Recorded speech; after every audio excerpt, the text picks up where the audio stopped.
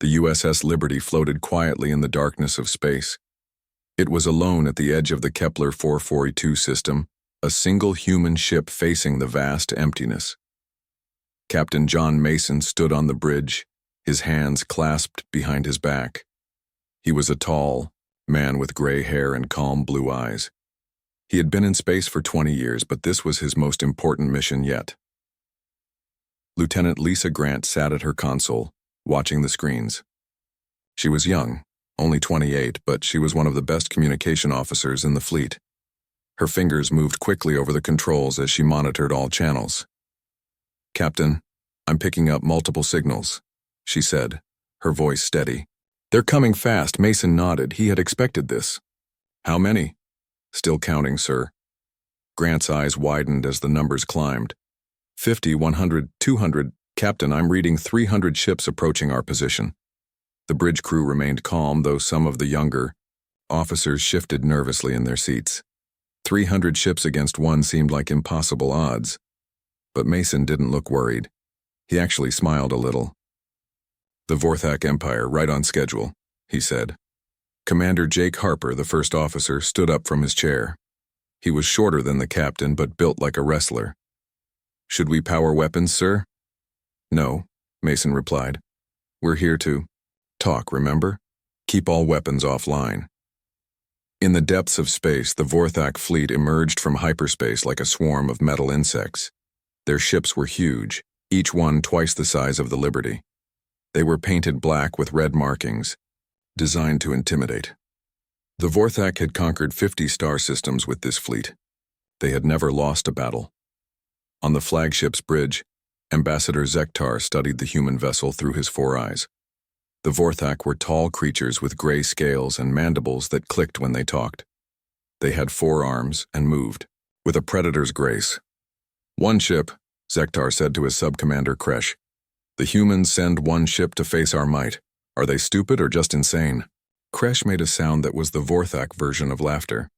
"Perhaps both, Excellence. Should we destroy them immediately?" "No," Zektar decided. "I want to speak with them first. It will be amusing to hear their plea for mercy." Back on Earth, Admiral Paul Torres sat in an underground command center. The room was dark except for the glow of dozens of screens. Each screen showed different data streams and tactical information. Commander Amy Chen stood beside him, holding a tablet. "The Liberty has made contact," she reported. 300 Vorthak ships, just as our intelligence predicted." Torres took a sip of his coffee. It was his 5th cup of the day. "And Mason's keeping his cool?" "You know Mason, sir. He could stare down a supernova without blinking." Torres allowed himself a small smile. John Mason was the perfect choice for this mission. The man had nerves of steel and a poker face that could fool anyone. "That's exactly what they needed." "Signal the others," Torres said quietly.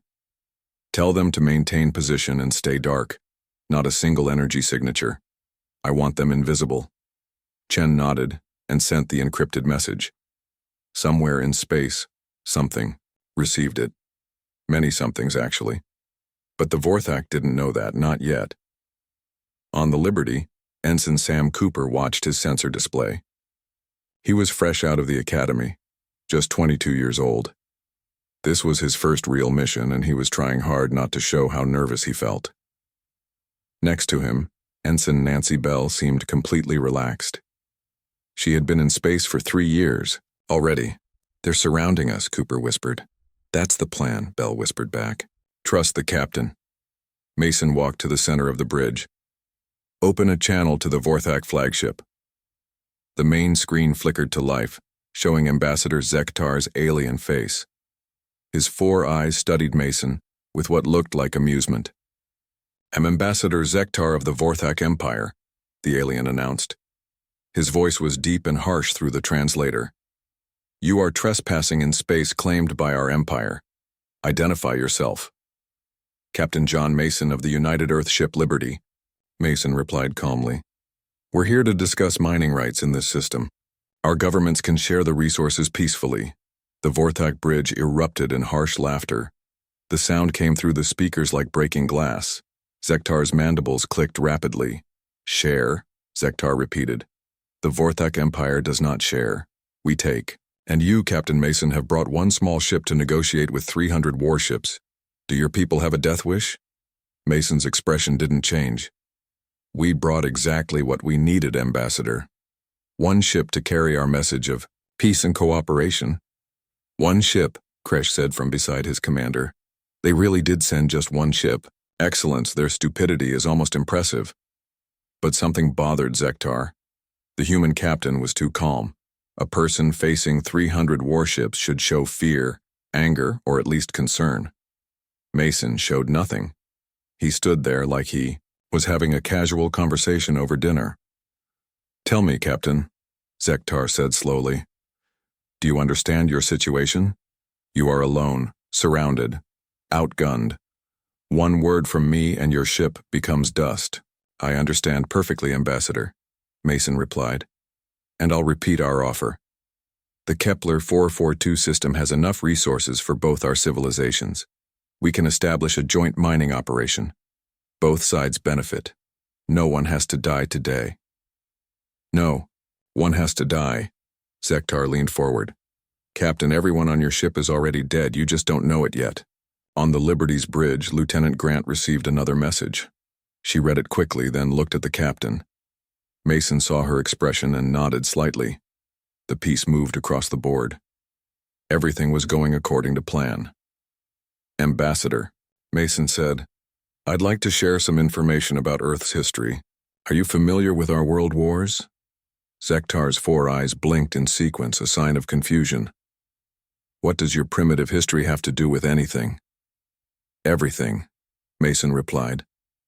You see, we humans learned some important lessons from fighting each other. We learned about strategy, deception, and the art of war. But most importantly, we learned that the best weapon is the one your enemy never sees coming. Are you threatening us? Kresh demanded. You have one ship. Mason smiled. It was a small smile, but it was there. Yes, you keep saying that. One ship. You've scanned us, right? Checked for other vessels? Found nothing? Of course we scanned, Zektar snapped. There's nothing else here. You are alone. Interesting, Mason said. Your scanners show nothing else. Just empty space and one human ship. That must be very reassuring for you. Something in the captain's tone made Zektar uncomfortable. The human was playing some kind of game. But what? There was nothing else here. Their scanners were the best in the galaxy. They would detect any ship within a light year. You have 1 hour, Zektar announced. Leave this system or be destroyed. This is your only warning. The screen went dark. The communication ended. On the Liberty's bridge, the crew looked at their captain. Well, Harper said, that went about as expected. Mason returned to his chair. Lisa, send a message to Earth. Tell them first contact is proceeding as planned. Yes, sir. Grant's fingers flew over her console. Cooper turned to Bell. Are we really going to just sit here? They'll destroy us in an hour. Bell smiled. Just wait. You're about to see something amazing.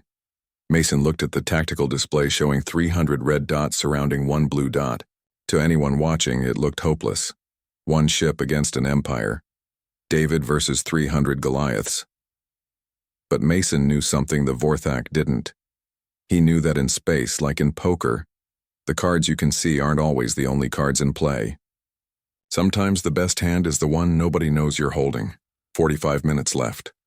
Mason settled into his chair and waited. The game was just beginning.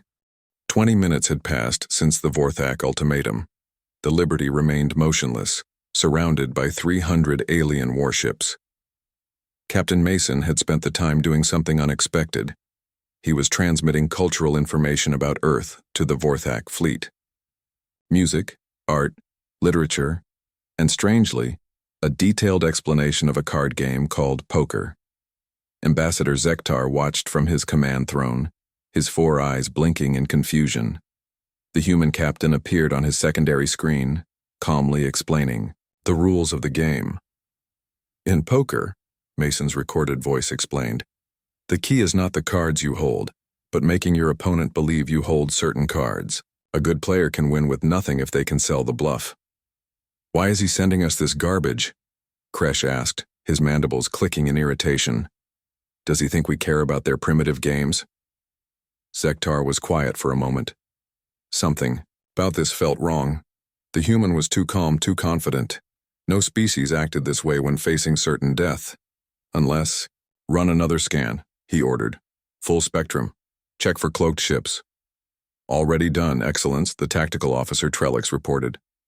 3 times in the last 20 minutes. There's nothing out there but empty space and that one human ship. But Zektar couldn't shake the feeling. He had conquered dozens of species and they all showed fear when faced with his fleet.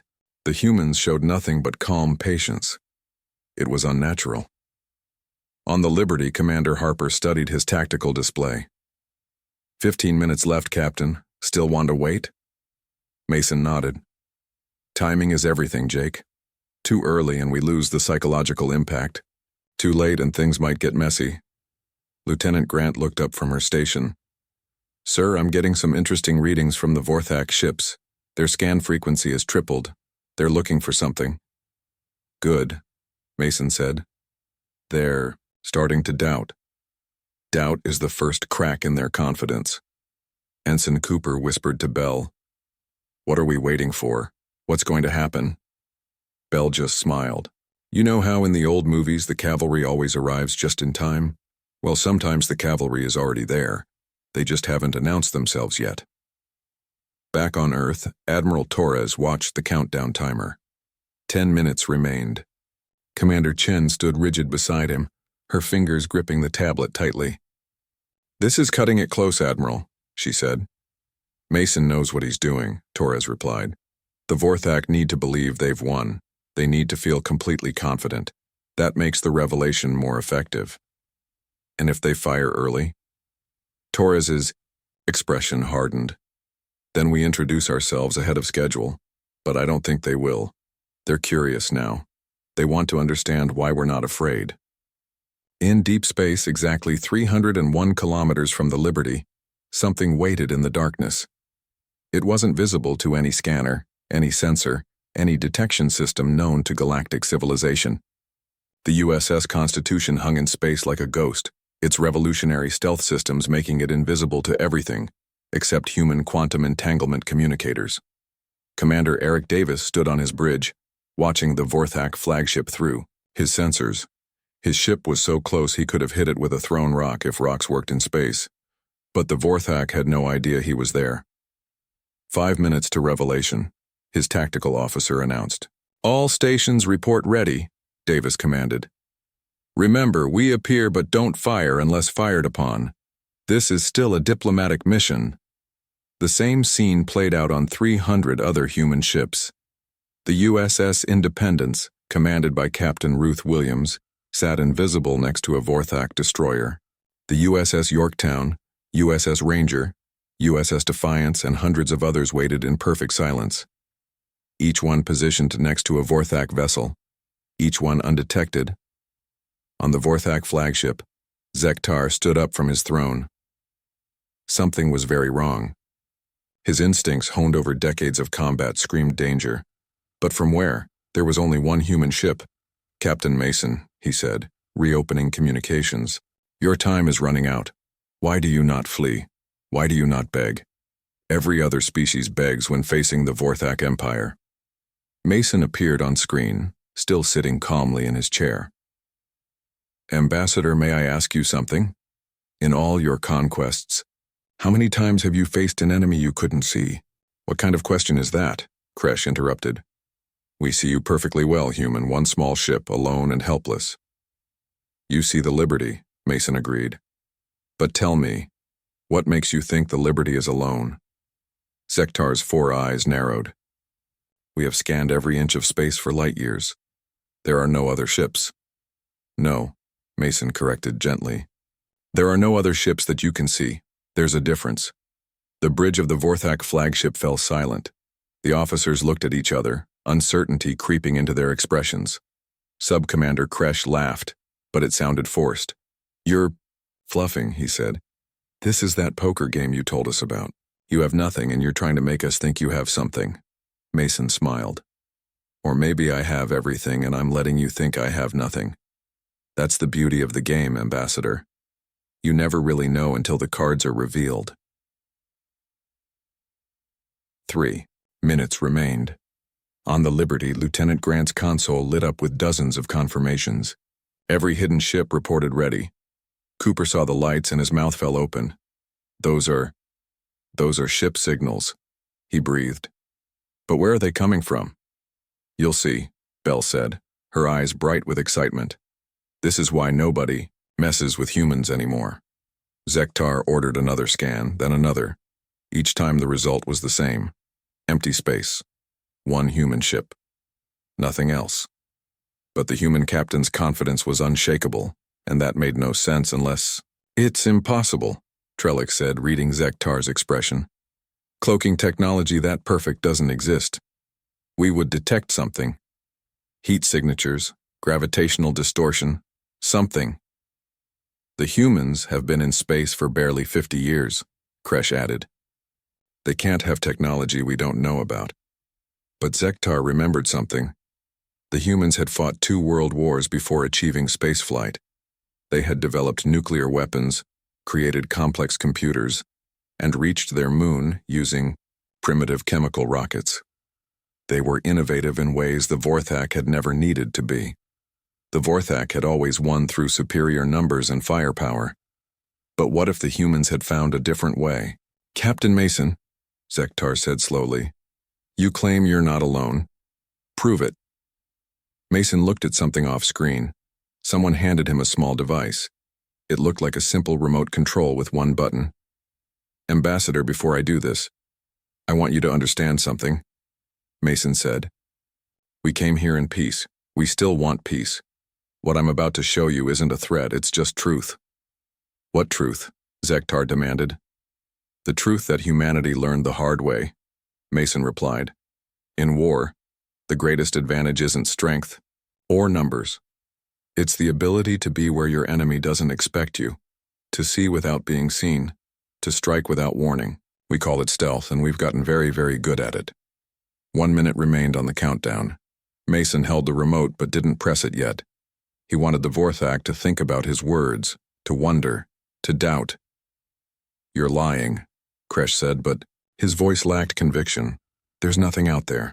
Sub-Commander, Mason said directly to Kresh.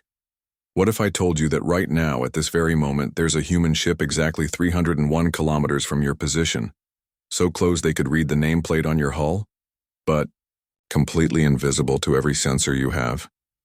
Kresh's scales shifted color, a sign of nervousness. Impossible. What if I told you, Mason continued, that we've been watching you for 3 days, that we saw you arrive, counted your ships, analyzed your weapons, and you never knew we were here? Zektar's tactical officer suddenly spoke up. Excellence, I'm detecting a strange energy signature. Very faint, but it's everywhere. How did we miss this? Mason looked at the countdown. 10 seconds. Ambassador Zektar, you asked why humans would send just one ship. The answer is simple. We didn't. We never do. We just let you see one ship. 5 seconds. The Liberty was the invitation. 3 seconds. The negotiator. 1 second. But she was never alone. Mason pressed the button. The moment Mason pressed the button, space itself seemed to ripple. What had been empty darkness suddenly wasn't empty anymore. Like a magician revealing a trick, 301 human ships appeared out of nowhere. They materialized like ghosts becoming solid, each one positioned perfectly beside a Vorthak vessel. On the Vorthak flagship, alarms screamed. Every console lit up with proximity warnings. Zektar's 4 eyes went wide as he stared at the tactical display. Where there had been empty space, now there were human ships. Everywhere. This is impossible, Kresh shouted, his voice cracking. They came from nowhere. Trellix's hands shook as he read the sensors. Excellence, there's a human ship 300 meters off our starboard side. They're close enough to touch us. How did we not see them? The same scene repeated on every Vorthak ship. Captains who had been confident moments ago now stared in shock at human vessels that had appeared from nothing. The humans hadn't arrived. They had been there all along, invisible, watching, waiting. Commander Eric Davis of the USS Constitution opened a channel to the Vorthak flagship. His face appeared on a secondary screen, calm and professional. Vorthak flagship, this is Commander Davis of the USS Constitution. We've been your shadow for the past 3 days. Please don't make any sudden movements. Our weapons are targeted but not armed. We'd prefer to keep it that way. More voices flooded the communication channels. Captain Ruth Williams of the USS Yorktown, Commander Tony Rodriguez of the USS Ranger, Captain Ellen Park of the USS Defiance. Each one announced their presence to their Vorthak counterpart. 301 human ships, each perfectly positioned, each having been invisible until moments ago. Zektar sank into his command throne, his mind struggling to process what had happened. His tactical officer was frantically checking systems. "Excellence, I don't understand the readings," Trellick said. "These ships are generating almost no heat signature, no electromagnetic emissions, nothing. Even now, seeing them visually, our sensors can barely detect them." "Stealth technology," Zektar said quietly. "Perfect stealth technology." On the Liberty, Captain Mason stood up. He could see the shock on Zektar's face through the communication screen. But Mason kept his expression neutral, professional. This wasn't about humiliating the Vorthak. It was about making them understand. "Ambassador," Mason said, "every human ship you see now has been here for 3 days. We watched you arrive. We listened to your communications. We could have attacked at any time, but we didn't. Do you know why?" Zektar's mandibles clicked slowly. "Why?" "Because we meant what we said. We came here to negotiate, not to fight." The Liberty was sincere in her mission, but humans learned long ago that negotiating from weakness never works. So we negotiate from strength, but quietly. Sub-Commander Kresh found his voice.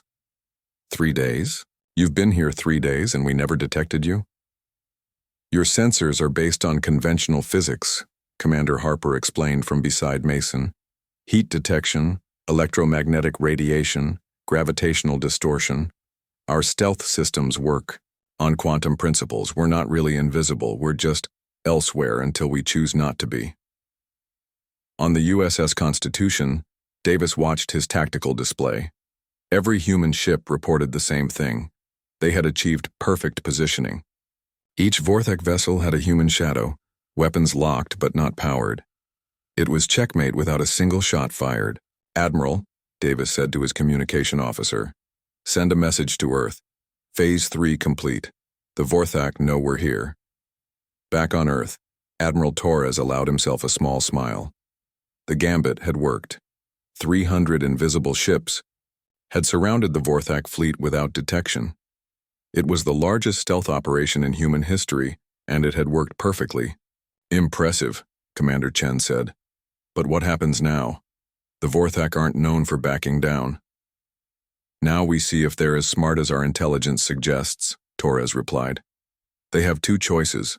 Fight a battle where we have every advantage, or talk." In space, Zektar was making the same calculation. His fleet still outnumbered the humans, but the positioning was all wrong. The humans had achieved perfect ambush formation. Worse, if their stealth technology was this advanced, what else did they have? "Tactical analysis," he ordered Trellix. Trellix's scales had gone pale. "Excellence, their weapon signatures are unusual. Energy readings are off our charts, and their positioning, they have perfect firing solutions on every one of our ships. If this goes to combat, even if we win, our losses would be catastrophic." "They planned this," Kresh said slowly. "They let us surround that one ship, let us think we had won, all while they surrounded us." Mason's voice came through the speakers. "Ambassador, I'd like to share something else about human military doctrine. We have a saying. If you find yourself in a fair fight, your tactics suck. We never fight fair. We fight to win, preferably without fighting at all." Zektar studied the human captain. This wasn't the primitive species he had expected. These humans were cunning, patient, and far more advanced than anyone had realized. "How many more ships do you have?" Zektar asked. "How many are still invisible?" Mason smiled slightly. "That's the question, isn't it? Could be none. Could be Thousands. The uncertainty is the point. Every species we meet from now on will wonder, are there human ships watching right now? Are we ever really alone in space anymore? The psychological impact hit Zektar like a physical blow. The humans hadn't just won this encounter. They had changed the game entirely. From now on, every species would fear the empty space, wondering if human ships lurked unseen. On the Liberty, Ensign Cooper was staring at his console in amazement. They were there the whole time. 300 ships just sitting invisible in space. The power requirements must be enormous, Bell added. No wonder the Admiral said it was expensive. Lieutenant Grant interrupted them. Captain, I'm receiving a priority message from the USS Endeavour. They're reporting that Vorthak reinforcements are approaching, another 100 ships arriving in approximately 20 minutes. Mason nodded. Thank you, Lieutenant. Ambassador, Zektar, I assume those reinforcements are yours? Zektar's 4 eyes blinked in sequence. You knew about them too? We've been tracking them for 6 hours, Mason replied. We have 50 ships shadow them right now. Would you like me to reveal them too? The casual admission broke something in Kresh. How many invisible ships do you have? Tell us. All of them, Harper said simply. Every human military ship has stealth capability. It's standard equipment like life support or artificial gravity. This wasn't entirely true, but the Vorthak didn't need to know that. Let them think every human vessel could vanish at will. Fear of the unknown was more powerful than any weapon. Trellick suddenly spoke up. Excellence, I'm detecting more gravitational anomalies. Very faint, but there are more ships out there. Many more. This was a bluff. The anomalies were sensor ghosts, electronic warfare from the human ships creating false readings. But to the Vorthak, it looked like even more invisible ships waiting.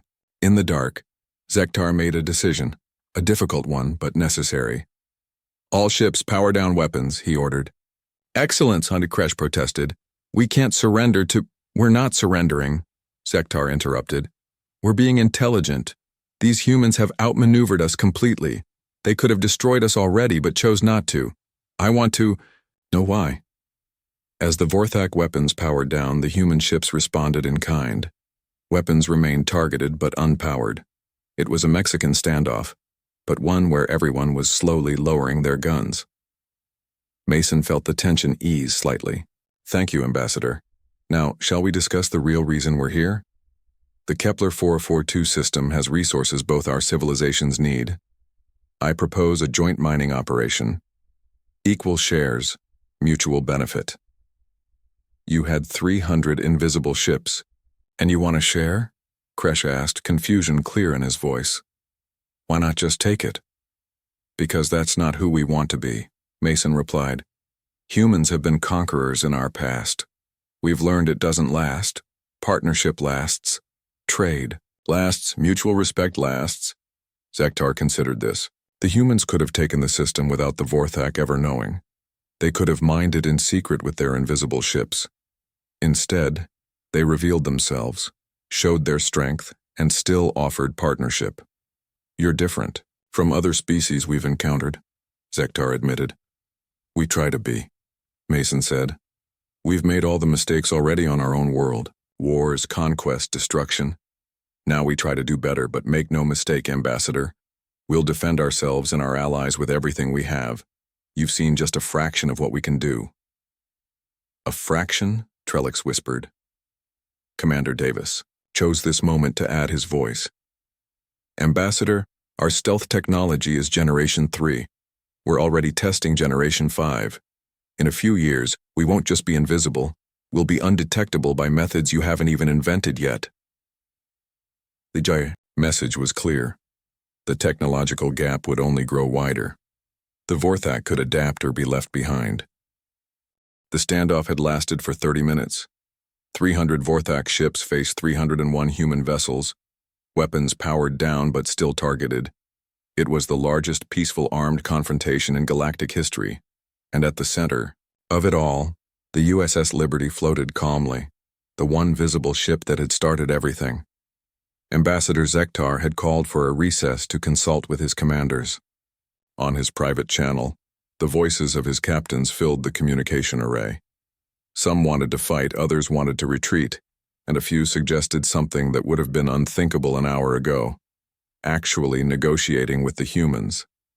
They made fools of us, Captain Drex of the destroyer Bloodfang growled.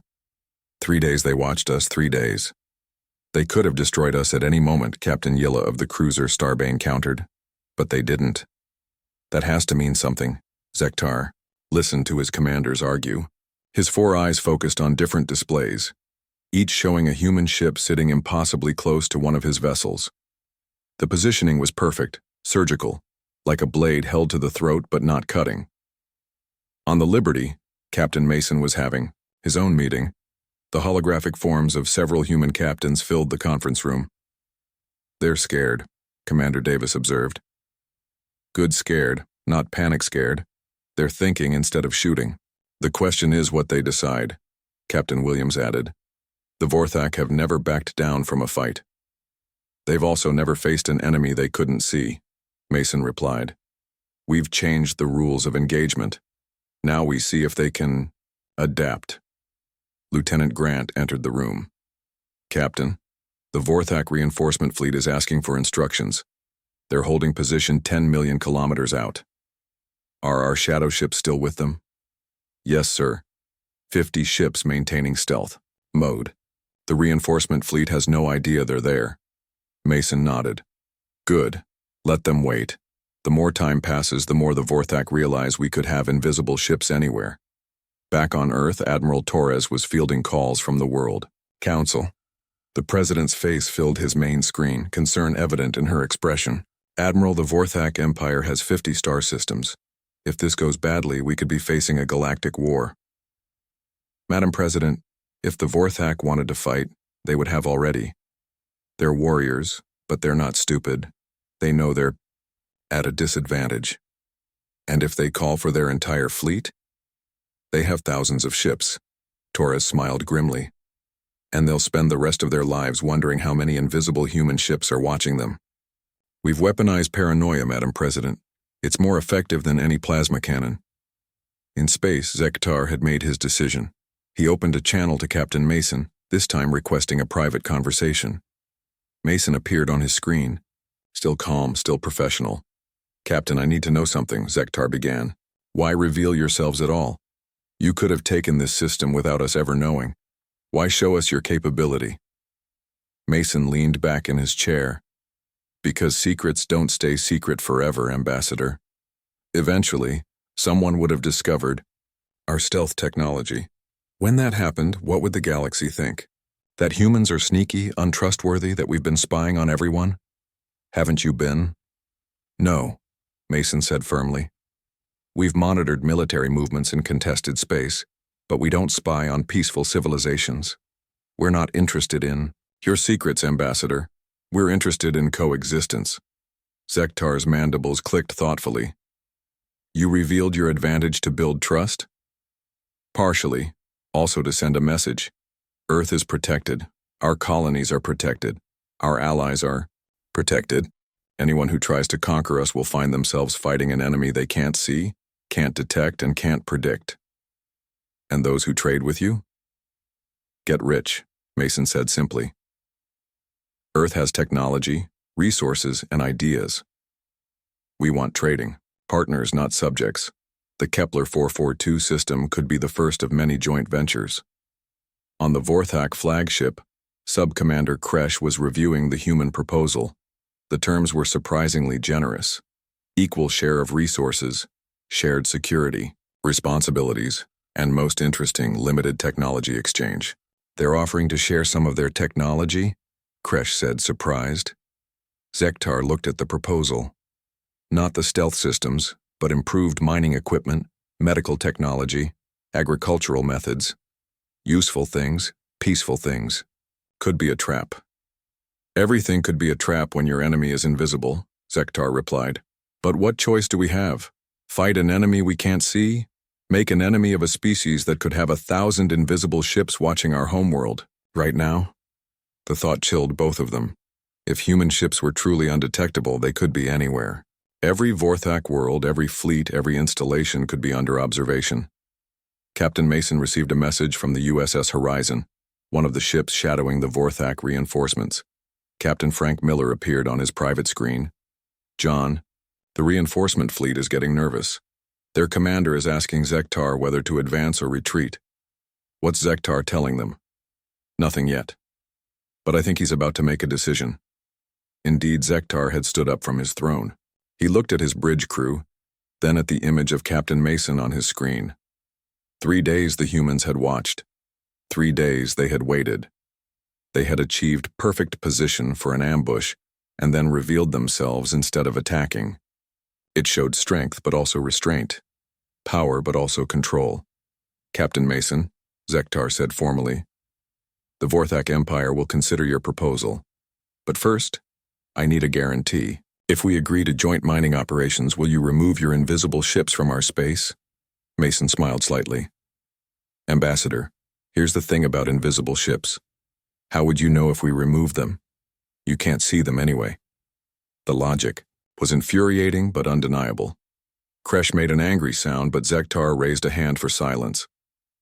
"Then what guarantee do we have?" Zektar asked. "The same guarantee we have," Mason replied. "Mutual benefit. If the partnership works, both our peoples prosper.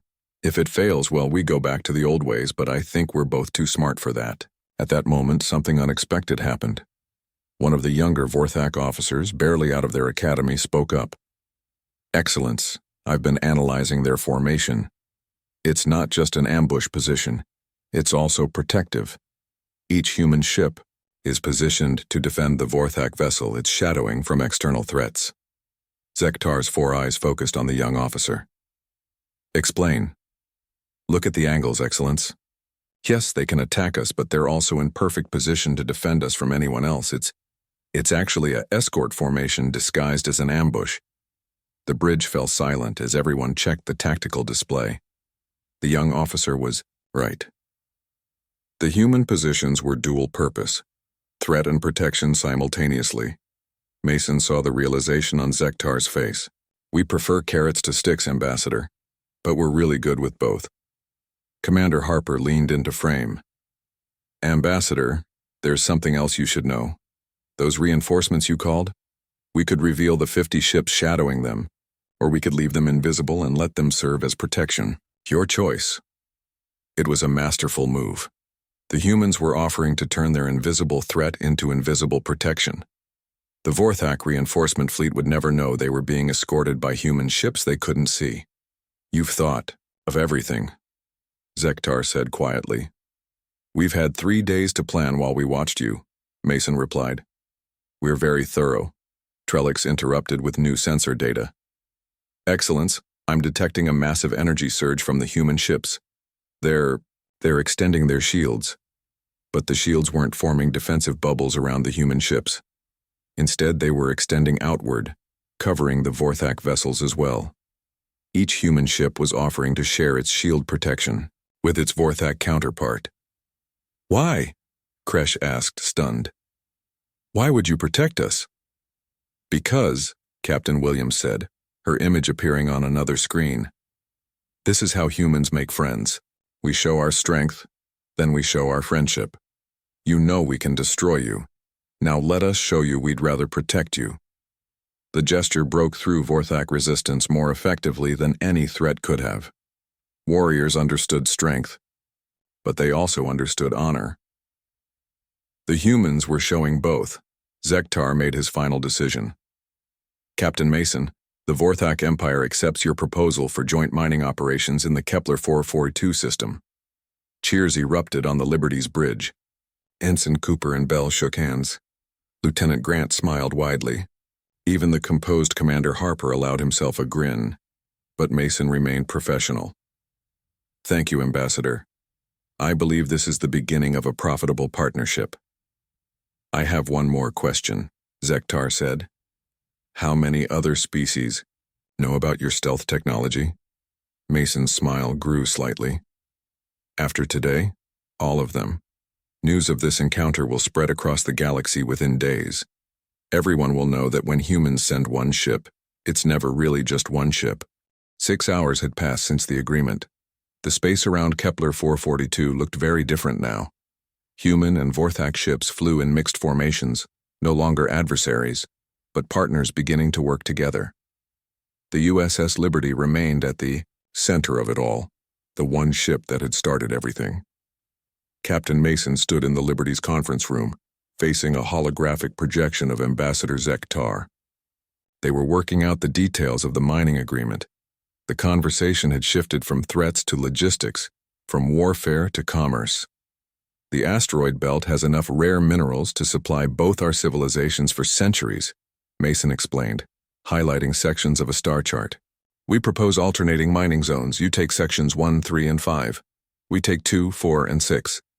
Zektar studied the chart with his 4 eyes. Acceptable, but what about security? This system is on the edge of wild space. Pirates and raiders are common here. Joint patrols, Mason suggested. 1 human ship and 1 Vorthak ship working together. Your visible strength and our invisible oversight. No pirate would dare attack that combination. Invisible ships on patrol, Kresh mused. The pirates won't know if there's 1 ship or 10. They'll stay away just from fear. It was true. The psychological impact of human stealth technology would reshape galactic politics. Every aggressive species would now wonder if human ships were watching. Every pirate would fear the empty space. Peace through paranoia, some would call it. On Earth, Admiral Torres was briefing the World Council. The President and Defense Ministers watched recordings of the encounter, seeing 300 ships appear from nowhere. This changes everything, the Defense Minister said. We've just announced to the galaxy that we're not to be trifled with. We've also painted a target on ourselves, another minister countered. Every species will want our stealth technology. Torres nodded, which is why we revealed it on our terms. We showed strength but also restraint. We demonstrated that we prefer trade to conquest. The message is clear. Work with us and prosper, attack us and face an invisible fleet. What about the Vorthak? Can we trust them? Trust is built over time, Torres replied. But they're warriors who respect strength. We showed them ours. Now we see if they can be partners. Back at Kepler 442, something remarkable was happening. Human and Vorthak crews were beginning to interact. It started with the engineers. The Liberty's chief engineer, Lieutenant Carol Smith, was discussing mining equipment with her Vorthak counterpart. Your plasma drills are more powerful, Smith observed, but our quantum extractors are more precise. If we combined them, we could mine twice as efficiently, the Vorthak engineer completed. His name was Grex, and his initial suspicion was giving way to professional interest. Similar exchanges were happening across both fleets. Warriors comparing tactics, scientists sharing theories, even cooks exchanging recipes. The 2 species were different, but they found common ground in unexpected places. Captain Mason watched this from his ready room window.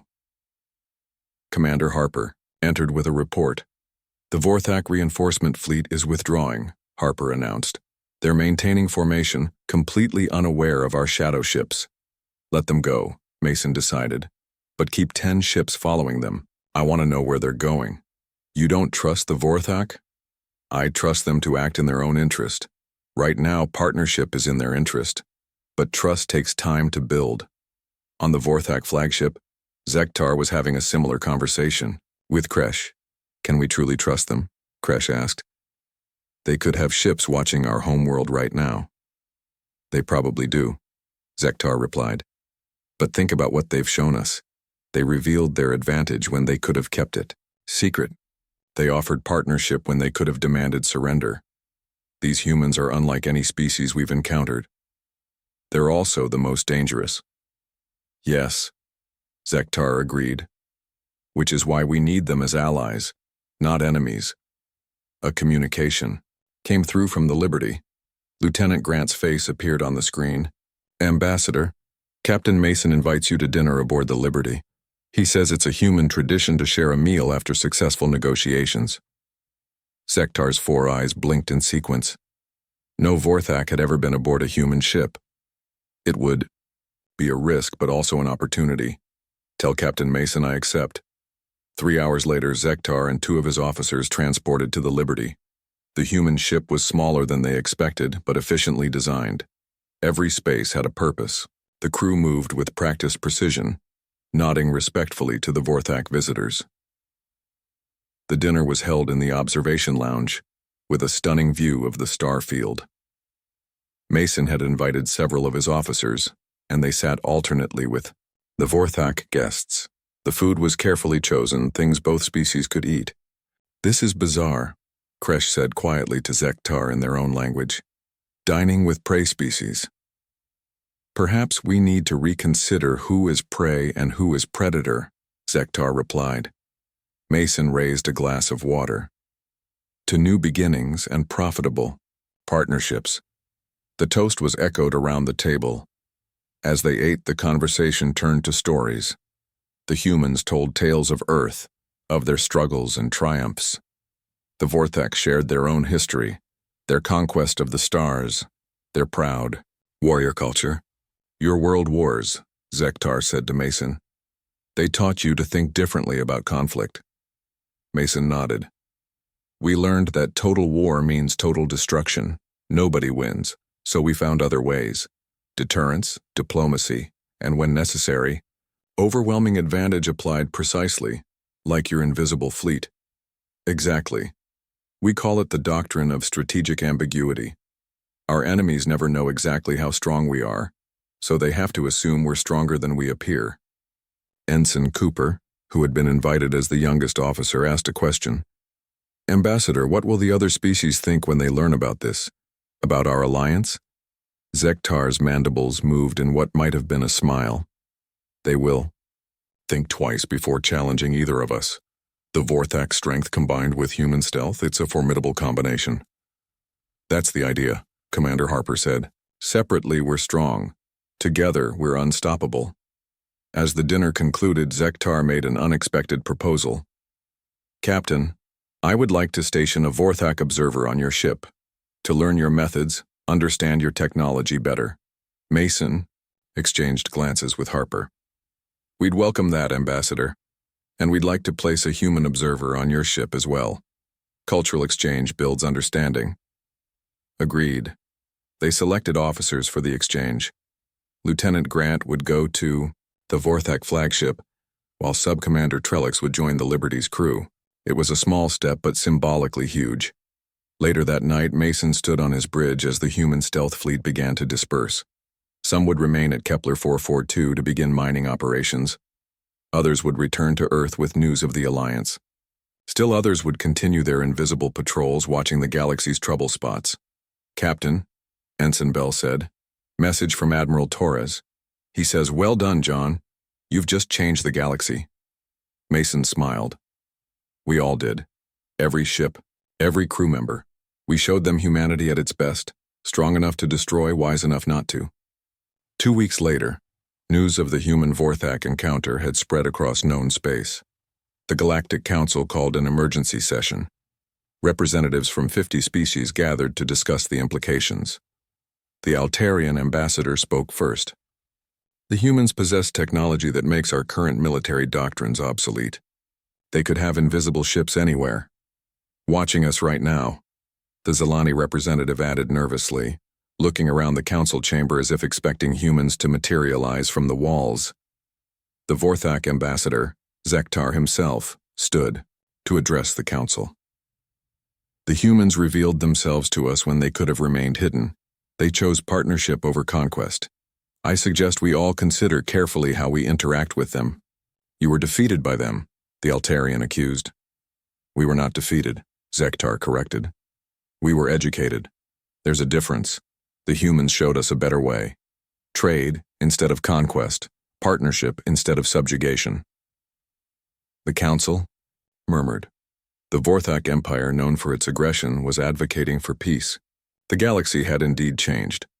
On Earth, Captain Mason stood before the World Council, giving his final report. The President and her advisors listened intently. "The psychological impact has exceeded our expectations," Mason explained. 3. Species have already requested trade agreements. The pirates have completely abandoned the outer sectors, and the Vorthak are actually becoming genuine partners. What about the technology? The science advisor asked. Other species will try to develop their own stealth systems. Let them, Mason replied. By the time they match our Generation 3, we'll be on Generation 6. We'll stay ahead. But more importantly, we've changed the paradigm. War is no longer about who has the biggest fleet, but about who might have an invisible one. And our actual fleet strength? The president asked. How many stealth ships do we really have? Mason smiled. Madam President, that's classified beyond even your clearance level. The uncertainty is our greatest weapon. Let the galaxy wonder. Let them imagine thousands of invisible ships. The fear of what might be there is more powerful than what actually is there. 6 months later, the Kepler 442 mining operation was fully operational.